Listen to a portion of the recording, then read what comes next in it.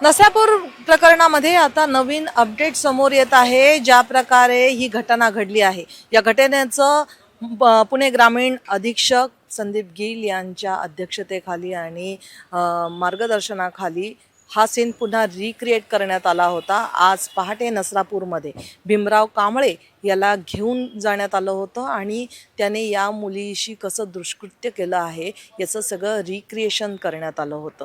यावेळी भीमराव कांबळे याने मला काही आठवत नसल्याचं सांगितलं। मी तेव्हा दारूच्या नशेत होतो आणि मला काहीही आठवत नाही असं देखील सांगितलं। मात्र पोलिसांनी अतिशय हुशार पद्धतीने त्याला पोलिसी खाक्या दाखवला आणि मग मात्र भीमराव कांबळे यांनी या संपूर्ण घटनेची माहिती पोलिसांना दिली। यावेळी भीमराव कांबळे हा त्या गोठ्यामध्ये 3 ते 4 दिवस वास्तव्याला होता असं देखील माहिती समोर येत आहे।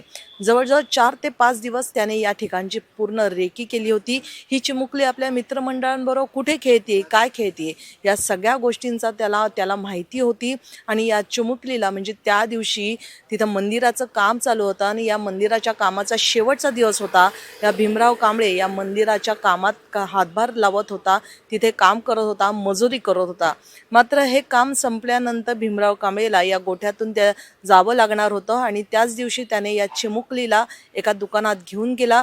तिथं तिला गाठी शेव विकत घेऊन दिली। त्याचबरोबर तिला फ्रुटीची बाटली देखील घेऊन देण्यात आली आणि तिला मी तुला गाईचं वासरू दाखवतो असं सांगून त्या गोठ्यात घेऊन गेला आणि तिच्याबरोबर हे दुष्कृत्य केलं।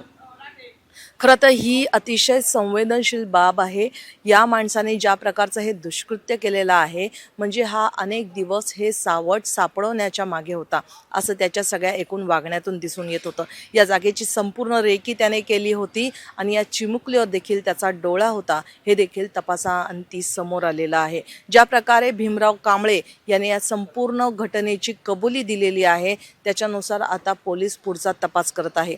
मात्र नसरापूर गावकऱ्यांचा जो काही एकूण संताप होता, त्यांच्या संतापाचा उद्रेक होता, त्याच्यामुळे कुठलीही अनुचित प्रकार घडू नये याच्यासाठी पोलिसांनी पहाटे भीमराव कांबळे याला नसरापूरमध्ये घेऊन घेण्यात आलं होतं आणि त्याला त्या ठिकाणचं म्हणजे गोठा त्याने कुठल्या दुकानातून या मुलीला गाठीशेव घेऊन दिली होती, फ्रुटी घेऊन दिली होती आणि कसं या मुलीला त्या गोठ्यापर्यंत घेऊन गेला या सगळ्या गोष्टींचं रिक्रिएशन केलेलं आहे, जेणेकरून न्यायालयामध्ये जी काही बाजू आहे ती मांडता येणं पोलिसांना शक्य होणार आहे।